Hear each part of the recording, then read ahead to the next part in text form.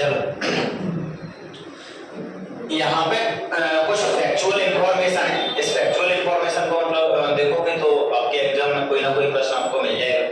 सबसे पहले देखो, कोशिका का जो वैज्ञानिक नाम है ना, कोशिका का वैज्ञानिक नाम है साइटो। क्या? साइटो। कोशिका का वैज्ञानिक नाम क्या है? साइटो।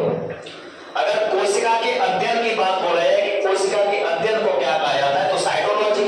क्या कहा जाता है? कोशिका का वैज्ञानिक नाम क्या था? साइटो। और कोशिका का अध्ययन साइटोलॉजी। ठीक है। कोशिका की खोज किसने की? तो कोशिका की खोज की थी रॉबर्ट हुक ने। कोशिका की खोज किसने की? रॉबर्ट हुक ने कोशिका की खोज की। तो कोशिका का जनक या कोशिका का पिता भी नहीं बोला जाएगा। इसमें कौन सा रॉकेट साइंस है? कोशिका का जनक या कोशिका का पिता किसको बोला जाएगा? रॉबर्ट हुक को बोला जाएगा। रॉबर्ट हुक ने जिस कोशिका की खोज की वो कोशिका जीवित नहीं थी, मरी हुई थी। कैसी थी? मरी हुई कोशिका थी वो। तो जीवित कोशिका की खोज, क्या? जीवित कोशिका की खोज, जीवित कोशिका की खोज, जीवित कोशिका की खोज करने वाले जो व्यक्ति हैं उनका नाम क्या है? Antonie van Leeuwenhoek. कौन? एंटोनी वॉन ल्यूवेनहॉक मतलब इसे जीवित कोशिका की खोज करने वाले व्यक्ति हैं। ये कोशिका सिद्धांत है। क्या ये? कोशिका सिद्धांत। कोशिका सिद्धांत दो लोगों ने दिया, एक का नाम है स्लेडन, एक का नाम है स्वान। तो कोशिका सिद्धांत देने वाले व्यक्ति कौन है? स्लेडन और स्वान। ठीक है। यहाँ पे देखो, सबसे छोटी जो कोशिका है वो तुम्हें मिलेगी माइकोप्लाज्मा में। माइकोप्लाज्मा एक सूक्ष्म जीव है जो तुम्हें नंगी आंखों से दिखाई नहीं देगा। ये तुम्हें देखना पड़ेगा कैसे? सूक्ष्मदर्शी से। कैसे? सूक्ष्मदर्शी से। ठीक है। सबसे छोटी कोशिका, वो सबसे बड़ी कोशिका है वो तुम्हें शुतुरमुर्ग के अंडे में मिलेगी। काय में? शुतुरमुर्ग के अंडे में मिलेगी। शुतुरमुर्ग आपने देखा होगा पद्मावत मूवी में, जो अलाउद्दीन खिलजी लेके आया था। देखा ही नहीं देखा? चलो कोई बात। शुतुरमुर्ग का अंडा। मानव में सबसे बड़ी कोशिका जो मिलेगी वो अंडाणु में मिलेगी, मतलब ओवियम में। किसमें? फीमेल है ना? तो ओवियम में आप लोगों को ये मिलेगी। और मानव में सबसे छोटी कोशिका शुक्राणु में। अब ये नहीं देखने लग जाओ घर पे जाकर। शुक्राणु ये स्पर्म में मिलेगी, सबसे छोटी जो कोशिका है। मानव में सबसे लंबी कोशिका है वो नर्वस सिस्टम में, तंत्रिका तंत्र में होती है। क्या होती है? तंत्रिका तंत्र, नर्वस सिस्टम में होती है। कोशिका का मैनेजर या कोशिका का मस्तिष्क या कोशिका का कंट्रोलर बोला जाता है किसको? न्यूक्लियस यानी केंद्रक को बोला जाता है। कोशिका का मैनेजर, कोशिका का कंट्रोलर या फिर कोशिका का ब्रेन किसको बोला जाता है? केंद्रक को बोला जाता है। ठीक है। केंद्रक ये। ठीक है। कोशिका का ऊर्जा ग्रह, power house of the cell किसको बोला जाता है? माइटोकॉन्ड्रिया। माइटोकॉन्ड्रिया मतलब हिंदी में इसको बोलते हैं सूत्रकणिका। क्या बोलते हैं? सूत्रकणिका। कोशिका का परिवहन साधन, क्या? कोशिका का परिवहन साधन बोला जाता है गोल्जी बॉडी को। गोल्जी काय को कोशिका का परिवहन साधन बोला जाता है। जीवन का भौतिक आधार, क्या? जीवन का भौतिक आधार बोला जाता है जीव द्रव्य को। किसको बोला जाता है? जीव द्रव्य को बोला जाता है। ये प्रोटीन की फैक्ट्री, प्रोटीन की फैक्ट्री बोला जाता है राइबोसोम को। किसको? राइबोसोम को प्रोटीन की फैक्ट्री बोला जाता है। अगला लिखा हुआ है आत्महत्या की थैली। तो आत्महत्या की थैली लाइसोसोम को बोला जाता है। किसको? लाइसोसोम को सुसाइडल बैग बोला जाता है, याद रख लेना। सर्वाधिक सेल डिवीजन होता है वो होता है यकृत में, लीवर में, मतलब सर्वाधिक सेल डिवीजन होता है।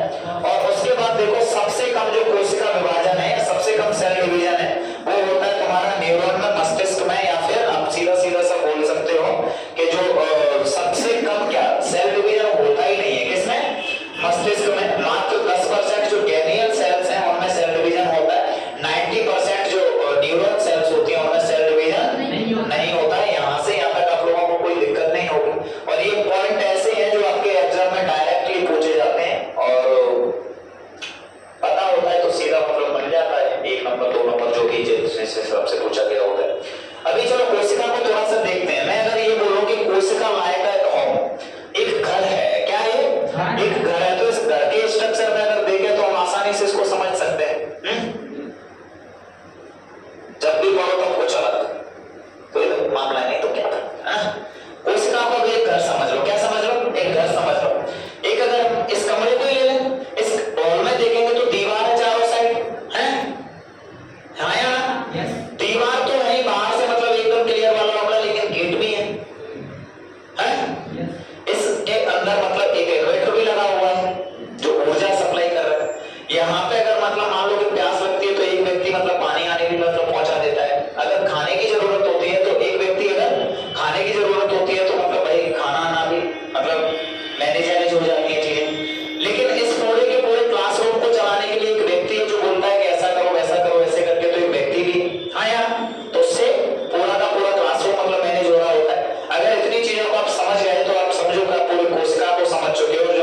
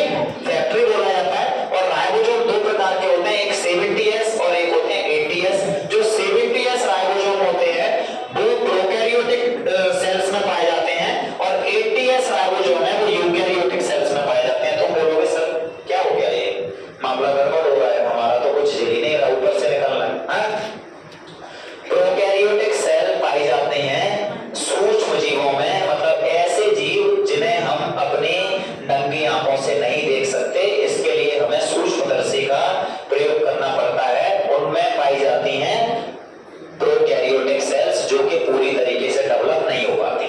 ठीक है, यूकैरियोटिक सेल्स मतलब हम में प्लांट्स में जो हमें दिखाई देता है उन सब में कौन सी यूकैरियोटिक सेल, और यहाँ पे लिखा भी है ये 70s और ये 80s। तो 70s प्रोकैरियोटिक, 80s यूकैरियोटिक। कोई दिक्कत तो नहीं? चलो यहाँ पे देखो एक केंद्रक है, और केंद्रक मतलब है, इसको बोला जाता है कोशिका का मस्तिष्क, कोशिका का कंट्रोलर, कोशिका का मैनेजर। ये पूरी कोशिका को एक तरीके से मैनेज कर रहा होता है, इस वजह से इसको कोशिका का मैनेजर रॉबर्ट ब्राउन ने इसकी खोज की थी। इसके अंदर डीएनए, जीन, आरएनए ये सब मतलब पाया जाता है। क्रोमैटिन अल्फा क्या होती है मैं भी थोड़ी देर में डीएनए समझाऊंगा, उसके बाद समझ में आ जाएगा। अभी के लिए समझो केंद्रक है। यहाँ देखो लाइसोसोम लिखा हुआ है, लाइसोसोम की खोज की डी डेव नामक वैज्ञानिक ने, और इसे सुसाइडल बैग बोला जाता है। क्या बोला जाता है? सुसाइडल बैग, आत्महत्या की थैली। क्या? आत्महत्या की थैली। तो समझो इसको ध्यान से भाई, सुसाइडल बैग का मतलब क्या है? अगर मैं तुमसे ये बोलूं कि मैंने तुमसे बोला कि सेल लाइक ए होम या ए रूम है ना, अगर मैं इस रूम की बात करता हूं मैं तुमसे, तो इस रूम में हम एक मान लो एक परिवार की तरह रह रहे हैं, एक परिवार, मानो कि कोई व्यक्ति है और गलती से वो व्यक्ति वायरस है। वायरस मतलब एक अराजक तत्व, तो ऐसा व्यक्ति इसके अंदर घुस के आ जाए जो व्यक्ति हमारे परिवार को खतरे में डाल दे, तो वो व्यक्ति सबसे पहले आके मतलब मान लो कि उसको अपने हिसाब से इस कोचिंग को चलाना है, तो वो क्या करेगा? सबसे पहले मेरे ऊपर अटैक कर लेगा,